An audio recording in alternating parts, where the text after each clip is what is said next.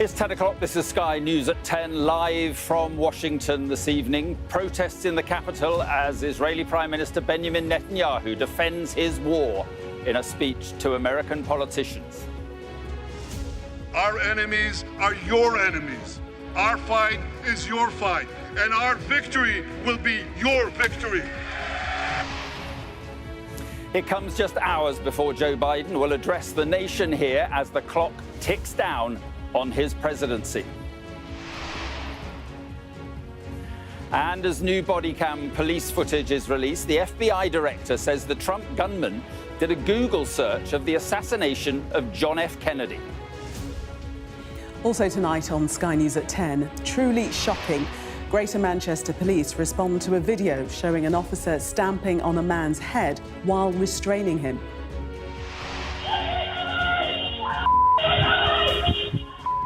A man arrested and knives found after a uniformed army officer is repeatedly stabbed in broad daylight in Kent. Video emerges of Team GB's Charlotte Dujardin whipping a horse after she dropped out of the Olympics just a few days before the opening ceremony. Sir Keir Starmer is grilled in the Commons for the first time as Prime Minister, the day after suspending 7 MPs. And we'll take a first look at tomorrow's front pages in our press preview from 10:30 right through to midnight.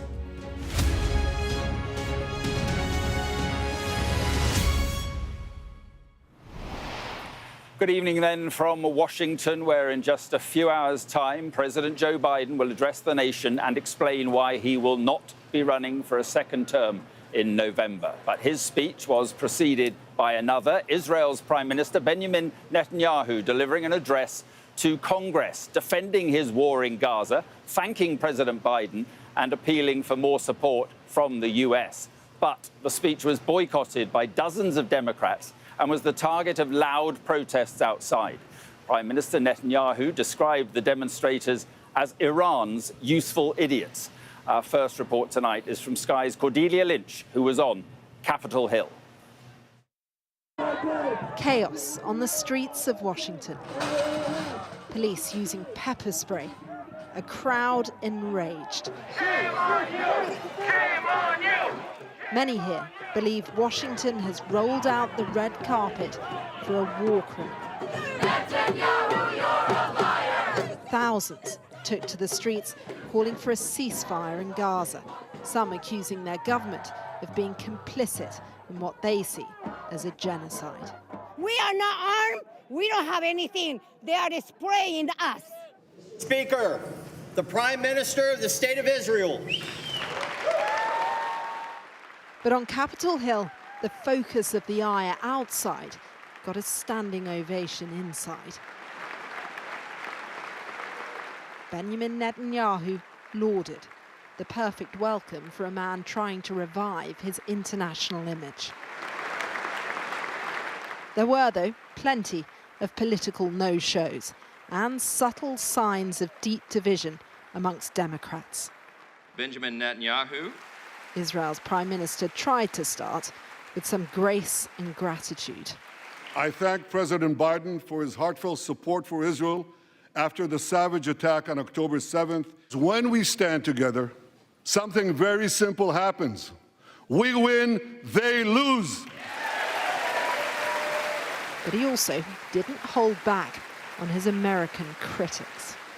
Yet incredibly, many anti-Israel protesters, many choose to stand with evil.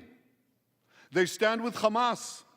These protesters stand with them. They should be ashamed of themselves.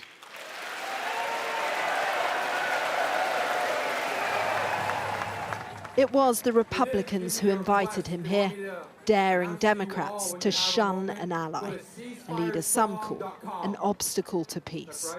Rarely has such a divisive political figure been so honoured by America's political class, but this is an awkward, delicate and potentially problematic test for Democrats. Progressives in the party are deeply unhappy about America's support for the war in Gaza, and soon the people in this crowd will take their opinions to the ballot box. Many Democrats want the US to stop arming Israel. For the families of some of the hostages, America needs to back away, and fast. How do you feel about Netanyahu's visit to Washington? And we're saying here to the United States, to the government, to the Congress, to the Senate, Netanyahu is our problem. Ban him. I don't understand what he's doing here. John only doing PR for himself because he's looking for his own political survival. He should stay home, bring them home, seal the deal, and end the war. Washington has opted to host a hugely polarizing man at a time of massive upheaval, providing a stage for yet more fury, and it could well backfire. Cordelia Lynch, Sky News, Washington. Well, we've heard more about the assassination attempt on former President Donald Trump today. The FBI director revealed Thomas Matthew Crook's research details on the JFK assassination online, searching how far away was Oswald from Kennedy. And earlier, body cam footage was released, which shows officers standing over the body of the gunman immediately after the shooting. Sky's David Blevins has this report. Yes, that they sent yes, Beaver County sniper seen and sent the pictures out. This is him. This was the moment police officers showed the Secret Service the body of the would-be assassin. We don't know. We don't know. The awareness of Thomas Crook's confirmation that local law enforcement had identified him as suspicious before the shooting of Donald Trump. That's the sniper that sent the original pictures and seen him come from the bike and set the book back down and then lost sight of him. The confusion and communication problems that led to an unthinkable breach in security evident. Detain those guys, find out what they know, who they are, whatever. I'm trying to get clear information to relay back to D.C. The committee will come to order with... Now, the head of the FBI, the latest figure to be grilled on Capitol Hill over how this happened. The attempted assassination of the former president was an attack on our democracy and our democratic process, and we will not and do not tolerate political violence of any kind, especially a despicable account of this magnitude. The shooting was the first attempted murder of a president or former president in more than 4 decades. The director of the FBI revealing that part of the weapon was collapsible, making it easier to conceal, and that the gunman had researched online details related to the assassination of President John F. Kennedy. Analysis of a laptop that the investigation ties to the shooter reveals that on July 6th, he did a Google search for, quote, how far away was Oswald from Kennedy? The interrogation of Kimberly Cheetle earlier this week failed to satisfy members of Congress, signalling the end of her tenure as Secret Service Director. We have 1 shooter deceased. I think we have 3 victims in the crowd. Did you guys hear that too? They're still attempting to piece it together, but as more information becomes available, more questions arise about how this could happen so close to an election when America should be on high alert. David Blevins, Sky News in Washington.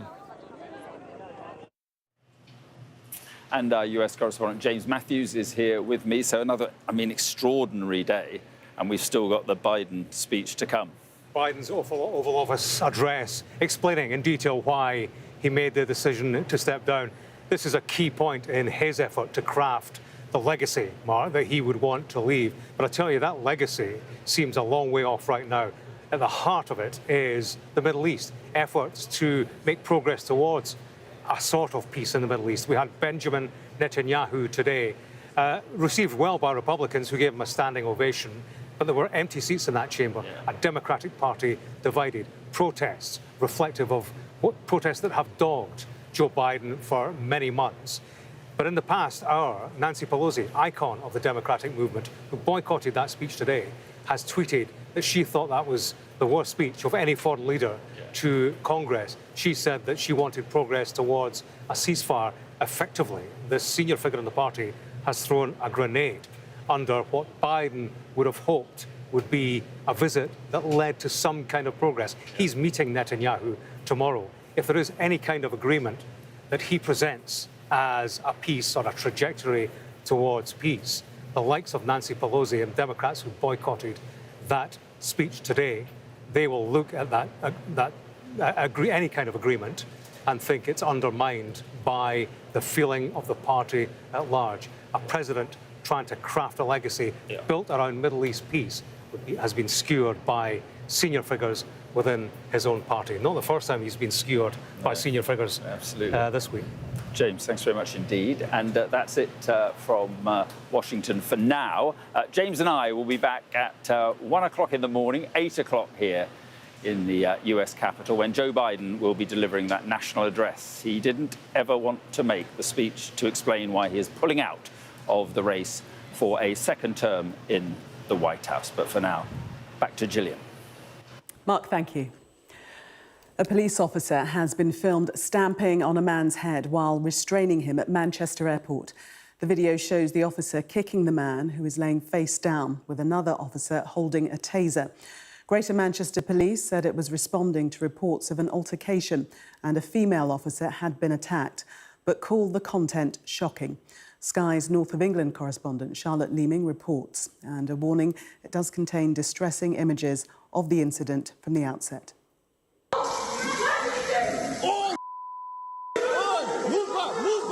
Caught on camera and shared widely across social media, a police officer armed with a taser kicks and stamps on a man's head as he's lying face down on the ground at Manchester Airport. An eyewitness filmed the incident between firearms officers at Terminal 2 last night whilst responding to reports of an altercation. In a statement, Greater Manchester Police told us, "We know that a film of an incident at Manchester Airport that is circulating widely shows an event that is truly shocking and that people are rightly extremely concerned about. The use of such force in an arrest is an unusual occurrence and one that we understand creates alarm." Police have told us during their response 3 officers were assaulted. 1 female officer suffered a broken nose and the other officers were forced to the ground and suffered injuries which required hospital treatment. 1 male officer has now been removed from operational duties and they are now making a voluntary referral of their policing responses to the Independent Office of Police Conduct. Former Superintendent at Greater Manchester Police, Martin Harding, said the behaviour was unacceptable. He should be suspended from his firearms work. I would not trust that man on the streets with a gun. If that is his temperament, that's the very first step. The second step, GMP have got what they need. They can interview a number of witnesses to what's taking place. We've all seen what's taken place, and I don't know what additional evidence they're going to require to take the steps I believe they need to take. 4 men have been arrested on a variety of charges, including suspicion of assault, assault of an emergency worker, affray and obstructing police. And Manchester Airport told us tonight it's supporting the investigation. Just last week, GMP apologised following a damning report into the treatment of women and girls in their custody. A Sky investigation led to the Baird inquiry, which identified issues around their use of arrest, strip searches and complaints. The investigation is now continuing into the full circumstances surrounding this shocking incident. Charlotte Leeming, Sky News, Manchester. A witness to an attack on an army officer in Kent has described how he heard harrowing screams coming from the victim. Police say several knives have been seized at a home after a man stabbed a uniformed officer in Kent, leaving the victim badly wounded in hospital. It happened in the town of Gillian, near Brompton Barracks, home to the 1 Royal School of Military Engineering Regiment. Not long before 6 p.m. yesterday, neighbours on Sallyport Gardens heard screams as a man was attacked on the road. A suspect then left on a red motorbike heading south along the A229. A man was arrested about 35 minutes after the stabbing on Mooring Road in Rochester, with forensics officers searching a house. Shaman Freeman-Powell reports from the scene of the attack. A blood-curdling scream captured on a doorbell camera. A woman begging for help because a soldier had just been stabbed. Helpless neighbours could only watch on.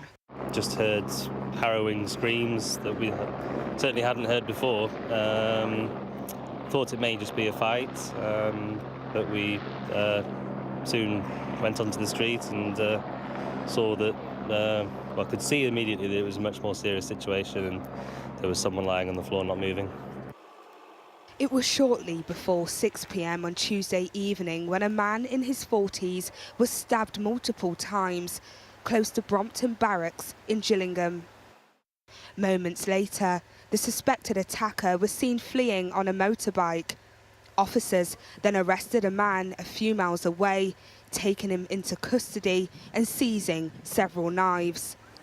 Police say the motivation for the attack remains unknown, but they're not currently investigating an act of terror.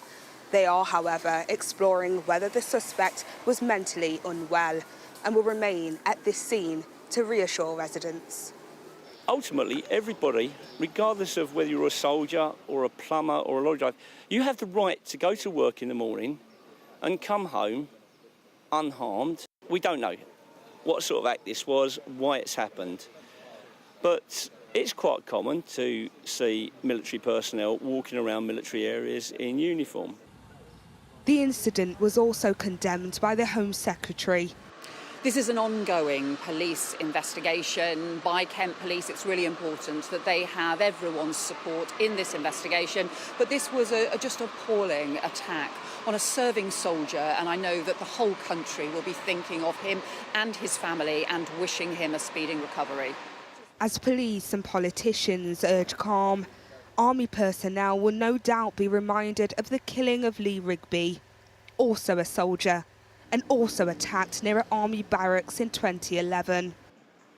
While the victim in this case recovers in hospital, police continue to piece together what happened and why. Siobhan Freeman-Powell, Sky News, Gillingham. Animal welfare in equestrian sports is again in the spotlight after video emerged showing six-time Olympic medalist Charlotte Dujardin whipping a horse. In the week the Paris Games are due to begin, Dujardin announced her withdrawal, describing the incident as an error in judgment and out of character. She's been suspended and placed under investigation by her sports governing body. A warning: this report from our sports correspondent Rob Harris includes images of the horse being whipped.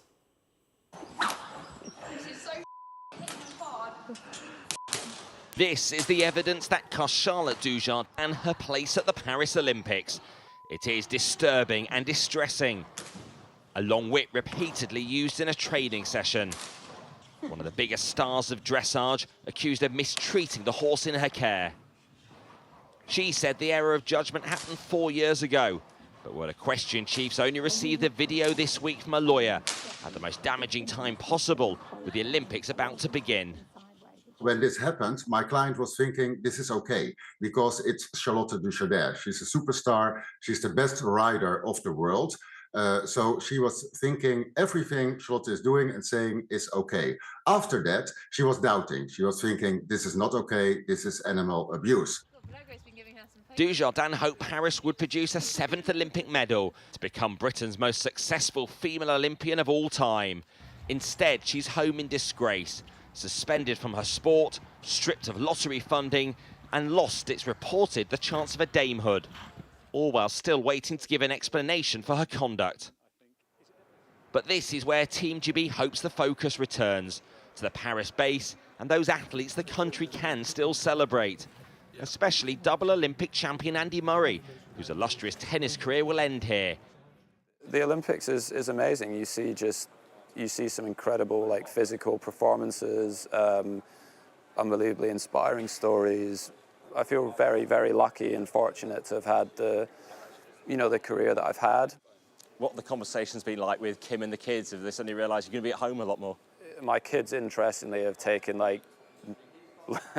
little to no interest in my tennis over the years. But when I told them that I was going to finish playing, they've all been wanting and encouraging me to keep going and keep playing. They want to know what I'm going to do for a new job and everything. Do you know what that is? Have you told the kids what you're going to do now? We spend so much of our time on the road traveling as tennis players, and yeah, I just want to be at home with my kids and you know, not having too many commitments. Just one final big commitment here, playing competitively for the last time, helping Team GB put the spotlight on sport rather than scandal. Rob Harris, Sky News, Paris. The Prime Minister told the Commons today that he'd discovered failures everywhere after 14 years of Conservative government. It was the first PMQ since the general election and came after the Labour Party suspended 7 MPs for voting against the government in favour of scrapping the 2-child benefit cap. Sky's Deputy Political Editor Sam Coates reports. Good morning, Prime Minister. At his own pace, confident in his own direction. Keir Starmer heading to Prime Minister's questions for the first time. A leader who wants everyone in his party going in the same way. He hoped a big warning about the future would keep his party together. We have a more severe crisis than we thought as we go through the books of the last 14 years. We must review the challenges. I know they don't like it. They don't like it. There was a reason the electorate rejected them so profoundly. But his own side are breaking ranks already. The Prime Minister suspended 7 left-wing Labour MPs who voted with Scottish nationalists to abolish the 2-child limit on benefit payments. The SNP claim it's a major moment. In less than 3 weeks, he has had a significant rebellion. Is his honeymoon over before it's even begun? One rebel unrepentant. We are in a relatively wealthy country. There are options that we can look at. So when the Labour government says there's no money left, you don't buy that? I don't think I can accept the idea that there isn't money to tackle child poverty. It's precisely that view, that there is money to spare, and the government will cave to pressure that Keir Starmer is desperate to clamp down on, and fast. One member of his team told me that if they'd given in to the left-wing rebels, then they'd only have moved on to something else, like abolishing the bedroom tax, and pressures on spending are rife. In an emergency government audit on Monday, Rachel Reeves will set out what she claims is the scale of the black hole left behind by the Tories. But a divided Tory party struggling to return fire, leadership hopefuls hobbling the Tory attack. Do you agree with Suella Braverman that actually they should get rid of the cap? No, I don't. Is it unhelpful that she's taken the position that she has? As we saw last night, you'll have individual MPs of various parties who have their own views. But my view, my party's view on the whole, is that work is the thing that will get you out of poverty best. More than 100 days of the Tory contest left. This man having to go through the motions. Today, wishing the Olympic athletes well. To be honest, I'm probably not the first person they want to hear advice from on how to win. Right now, Keir Starmer in clear command of what's going on in here. Sam Coates, Sky News, Westminster. A man has been arrested after a crash that left 6 people dead, including 2 children. Shane Roller, his partner Shannon Morgan and 2 of their young daughters were killed when their Ford Focus was in a collision with a motorbike on the A61 near Barnsley on Sunday. The couple on the motorbike also died. Police who'd been looking for the driver of a Porsche seen nearby have arrested a man suspected of causing death by dangerous driving. The pilot of a small passenger plane is the sole survivor after it crashed while taking off from Nepal's capital, Kathmandu. Most of the 19 people on board were technicians heading to another airport for regular maintenance on the aircraft. Soaring Crown Estate profits are on track to deliver a £45 million boost to the monarchy's income. Higher income from the Crown Estate will, in turn, lead to a rise in the taxpayer-funded sovereign grant, which covers royal running costs. Officials say the extra money will help pay for the final stages of renovating Buckingham Palace. The Department of Health has said sexual abuse and harassment in the NHS is unacceptable after a number of people spoke to Sky News about being pressured for sexual favours. The women said they were under pressure from colleagues and bosses and were told they risked their jobs if they refused. A warning, this report from Sky's Rachel Venables contains sexually explicit language and descriptions of sexual harassment. A uniform which should make you feel safe, But 3 current and former ambulance workers have told Sky News their years wearing it were marred by harassment, with women hounded for sexual favours by colleagues or bosses. Say you make a mistake in protocol, you'll get someone say to you, well, I'm going to report you if you don't have sex with me. I said to the guy, well, report me. And he said, well, just watch your back, because I could rape you. Former paramedic Katie remembers students being particularly vulnerable. There were lots of men out there who would want sexual favours, to pass you or sign you off, maybe on your portfolio. This one guy, actually, I worked with him, and he did say to me, let's go out. If we go out for drinks, I can get this signed off. He was predatory. Today, in his first PMQs, Keir Starmer was questioned about the epidemic of harassment Sky News has exposed in the ambulance service. Sky News has today published appalling accounts of sexual harassment and violence against women paramedics. Can the Prime Minister please update the House on progress towards the mission board to finally tackle this scourge in our society? We have made a commitment, a mission to halve violence against women and girls. Mr. Speaker, I know from my own experience dealing with these cases as a prosecutor and subsequently just how hard that will be to achieve. It does mean that we'll have to deliver in a different way. We'll have to roll up our sleeves and do difficult things that haven't been done in the past. For years, cultural reports have raised concerns about women in the ambulance service being pressured for sexual favours. Finding harassment and assault is just seen as part of the culture in some trusts. Ambulance bosses say they're determined to change things.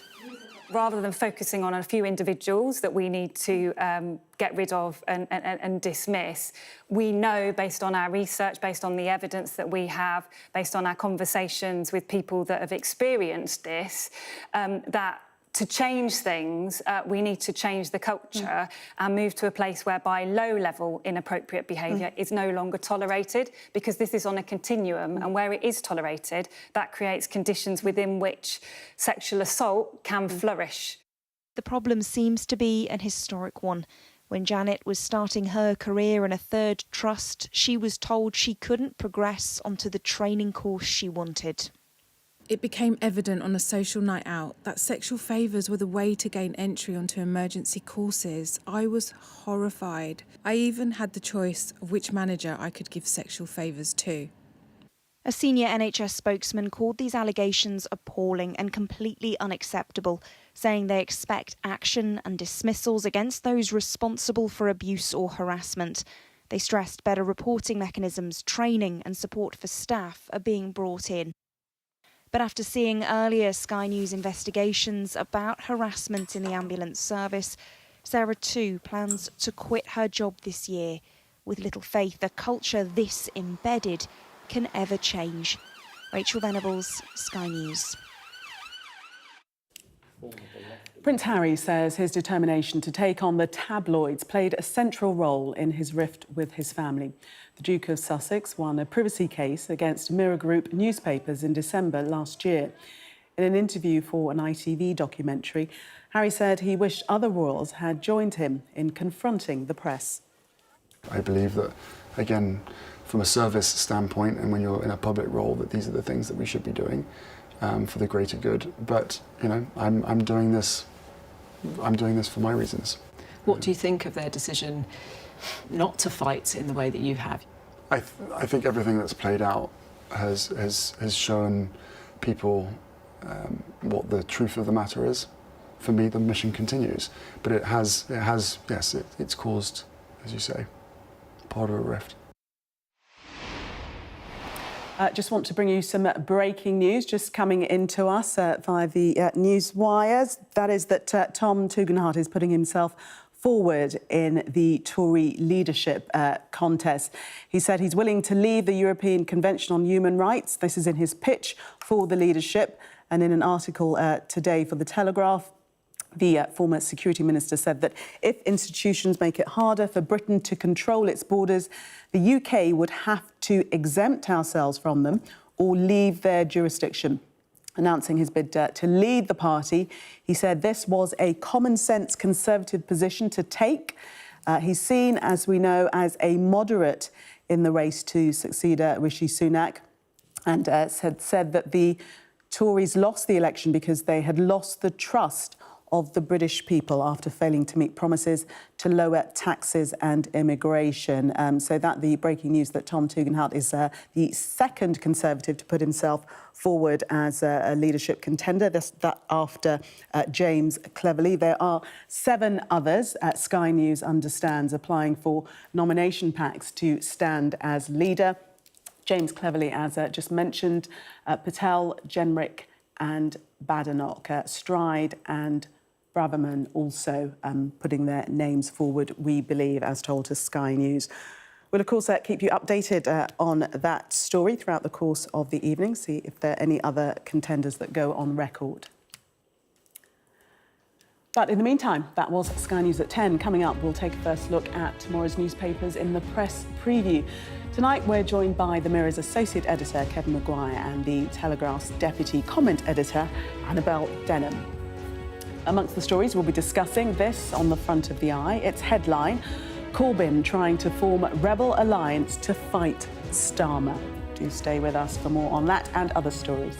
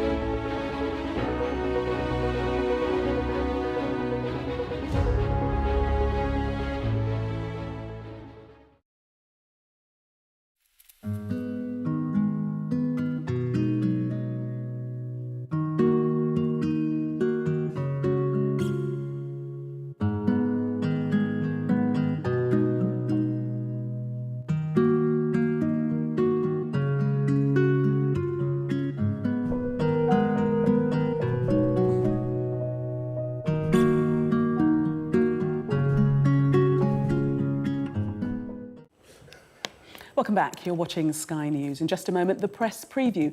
A first look at what's on the front pages as they arrive. But first, our top stories.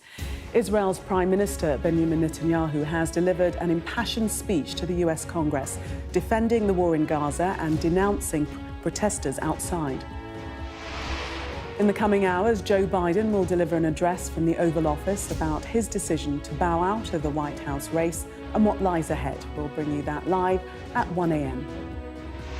A police officer has been removed from operational duties after video shared on social media appeared to show a man being kicked and stomped on while on the floor at Manchester Airport.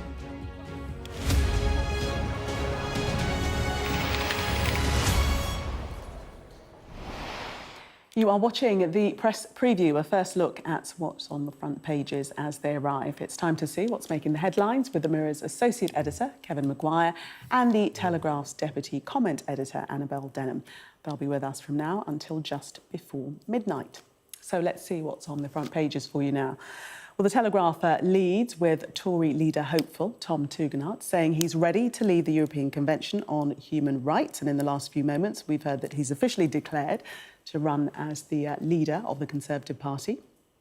The Eye hears that the former Labour leader, Jeremy Corbyn, is trying to assemble a group of independent MPs to push back against the policies of the new Labour government. The Express discusses the senior army officer who was stabbed outside an army barracks, as does the Mirror. The Metro leads with the arrest of a man over the A61 crash that killed 6 people, including 2 children, on Sunday. The Guardian reveals rich countries like the UK and US are leading a stampede against climate commitments when it comes to oil and gas expansion. While the Times leads with Labour's plans for thousands of offshore wind turbines. According to the FT, American tech firms are sliding on the stock market, amongst them Tesla and the parent company of Google. The Daily Mail leads with the potential end of 1p and 2p coins. And the Star claims a shark has been spotted in the Thames. We have had a whale before, haven't we? I'm pretty certain, but we shall see whether there's any other evidence of the shark. A reminder that by scanning the QR code you'll see on screen during the programme, you can check out the front pages of tomorrow's papers while you watch us. And we are joined tonight by Kevin Maguire and Annabel Denham. Welcome to both of you. Let's start with politics, shall we? And in the last few moments, we've had that breaking news that Tom Tugendhat is putting himself forward in the leadership race for the Conservative Party, but had previously written an article in your paper, Annabel. That's right. Tom Tugendhat is the second to throw his hat in the ring, with nominations for the leadership contest closing on Monday. As you said, Gillian, perhaps half a dozen, maybe more others expected to follow his lead, or rather James Cleverly's lead. And you know, it's interesting in terms of the content here, the fact that Tugendhat appears to be tacking to the right, potentially to try and neutralise the threat from Kemi Badenoch, if indeed she does decide to try and be a candidate. And you know, his position on the ECHR has changed since 2022, and I think Kevin is perhaps meeting it with a degree of scepticism. But you know, certainly, even before the general election, there was a sense that membership of the ECHR was going to be the new Brexit for the Conservative Party. It was going to be the issue. Immigration, legal and illegal immigration was going to be the issue that really divided the Conservative Party, and that would perhaps, in years to come to a head. But you know, at the moment, we don't know enough about who is going to try and put themselves forward. But I think a concern is that there hasn't really been a thorough diagnosis of what went wrong for the Tories on July the 4th. James Cleverly pitching himself as the unity candidate, that's all very well, but I think that the party needs to have a very serious conversation about why it is that it's so disunited. And it's not just a question of who will lead the party into the next general election, but also who will be at the helm when the Tories are in opposition, and perhaps the qualities for the two will be different. And certainly Keir Starmer seems to think that he will be the Prime Minister for not 5 years, but 10. So, Tom Tugendhat specifically saying that if institutions make it harder for Britain to control its border, the UK would have to exempt ourselves from them or leave their jurisdiction. And he claims that is a common-sense Conservative position to take. Yeah, and the key word there is if. I don't believe Tom Tugendhat believes a word of this. I mean, he was Security Minister. He doesn't believe in pulling out of institutions. He believes in strengthening them and cooperation. But I can see... But it's quite a thing to claim if he doesn't believe in it at all. But he said and he'll be held to because he has to win an election in a Conservative Party which last time it had a vote picked Liz Truss, went really well that, and is very much to the right of the MPs in Parliament. So Suella Braverman would say, I'd definitely leave. Tom Tugendhat isn't saying that. He's saying if Keir Starmer and the Labour UK government could prove them wrong and actually control the borders while being in the European Convention of Human Rights, just like virtually every other European country. But this election is a godsend for the Telegraph because it's the paper read by Tory members. And that's why he's launched in the Telegraph, so you can get at them. I suspect you'll get many of them. Certainly, Tugendhat would not be the first, where he's successful leader of the opposition in very recent history to make various pledges. Well, Keir Starmer did. In the run-up to becoming the leader that he did not. Keir Starmer was on the left and renationalise gas and electricity as well. Yeah, a load of promises that when he gets the job and then he wants to win an election, he moves. But the Conservative membership is very reformy at the moment. A lot of them, like Nigel Farage, would welcome in the party, and Tom Tugendhat will be aware of that as he makes his pitch. I think he's a former soldier, former security minister. Some Tory MPs call him Tommy Tugboat, and he knows that he's not made that public now. Well, yeah, they call him it. But he is laying down the gauntlet, isn't he, to the others? But this is potentially the totemic issue for the party. I think he'll have an authenticity problem if he's making this pitch instead of saying, no, I think we should stay in the European Convention of Human Rights, maybe press to reform it, is how you respond to it, but leaving it, I'm not grasping that he actually believes that, given everything he's said hitherto. But as you say, there is a big fat if in the statement he's made it's an important public. In terms of dissecting what exactly went wrong, he's suggesting that the trust of the British people was lost after failing to meet promises to lower taxes and immigration.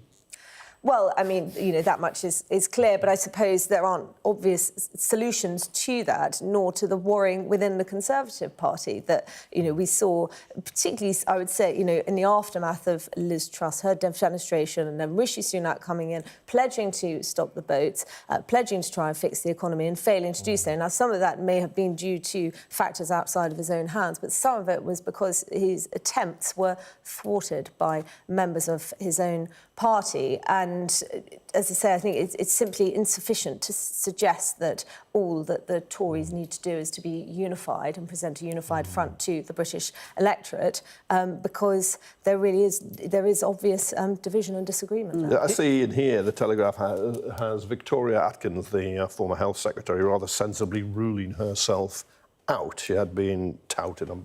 Suspect she even thought about it, but it does feel a bit like a lot of bald people fighting over a comb at the moment, because the Conservatives have been thumped. You've got to think, what does the party stand for? Who does it want to represent? And then how do you heal that split on the right in British politics? Either defeating Nigel Farage and Reform and somehow pushing them back, or do they end up inviting them in? Because as long... Labour won on 34% of the vote, 20% of the vote if you take turnout at 60 to come down 1 in 5 adults, because the Conservative vote collapsed to 24%. Reform got another, 15 today? And if those proportions remain around, sort of 39% of the vote or whatever it was, split between the two, then Keir Starmer will be laughing all the way to the 10 years you mentioned. Just very quickly before we move on to another story, Tugendhat saying that he doesn't believe the leadership election will be divisive. Do we think it's going to be a clean fight? Oh, I mean... Yes or no? I imagine it will be. I think that there are... They never are. In some ways, I think there are benefits to it being so drawn out. It's clearly a marathon and not a sprint, and that means that animosities and grievances could perhaps be aired early on in the leadership contest, and as we approach it, perhaps that, you know, it is, as you say, a cleaner fight. Using the conference as hustings, I think, is a very good idea, because in a way what the Conservatives say at the moment doesn't matter. But I go back to 2005, it was used as hustings. It was David Cameron and David Davis as the two main contenders. And the briefing by the Cameron lot against Davis was gloriously vicious. And I suspect that will happen again. I'm not making a value judgment on it, because as a journalist, I love it. What is also interesting about Tugendhat, in terms of your point about the Conservative Party potentially tacking to the right in order to neutralise reform, is he's viewed as one of the centrists. Yeah, one nation. One of the centrists, one nation contenders, perhaps alongside James Cleverly. Now, if Tom Tugendhat is tacking to the right, if he's suggesting that he's ready to leave the ECHR, and then you've got others like, Kemi, Suella, Pretty, well, that does seem to indicate the direction that the party might go. But at the moment you go to the right, you lose votes in the centre. Let's just quickly get to the other story. I think we're just going to have time for this in the eye. And Jeremy Corbyn seemingly assembling an anti-Labour posse. Kevin? Yeah, he's approached the 7 suspended Labour MPs. I thought it was a massive overreaction by Keir Starmer and Labour to do that, but nevertheless have been suspended for 6 months. He's held meeting after meeting with the 4 Gaza Muslim independents who were elected, Blackburn and elsewhere. And he's approached the 7 to try and get them to work with him. I mean, if they did, then they'd be, well, 5 and 7 is 12. They'd be the 4th biggest party or 4th biggest grouping in Parliament. I can't actually see the 7 doing it. They've got 6 months suspension. They'll try and work their ticket back. But of course, he's out to make mischief. Nothing wrong, but wouldn't it be ironic, though, if what I consider an overreaction by Starmer, though I understand the King's speech after an election, why it's particularly unwise, considered unwise to vote for an SNP motion against that. Wouldn't it be ironic if he produced a reform of the left by forcing the 7 into suspension? Possibly. Yeah, no, very interesting. Whether Sir Keir Starmer will regret it's a lot of weird. Jeremy Corbyn outside of the tent, whether he'll regret that in future. We are going to take a break. Thank you very much for the moment. Coming up, Israel's Prime Minister addresses the US Congress amid protests and boycotts. We'll be discussing that next. Do stay with us.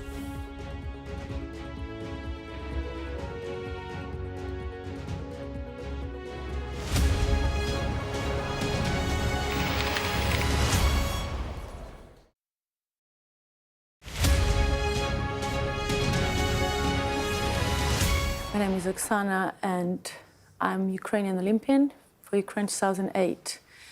I've been invited to speak about this big issue, big problem in my country, what's going on right now.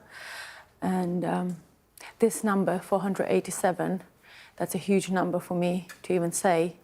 Yeah. But I was there on behalf of all of these athletes whose dream was killed by Russian army, and their names, sadly, in the dead list. But the name should be in the list of sports history of Ukraine. But the message for all of this, how I understand, just to stop the war and stop this number to be raised, because there's still 4,000 athletes at the front line fighting.